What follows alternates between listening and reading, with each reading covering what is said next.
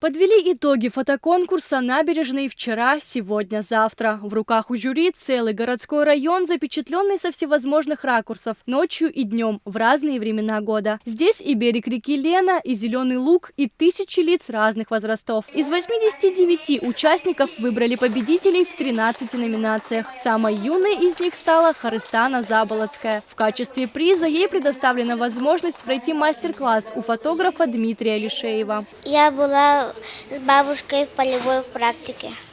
Чем вы там занимались? Мы там учились студентами. Я увидела там какое-то гнездо. И решила сфотографировать. На память?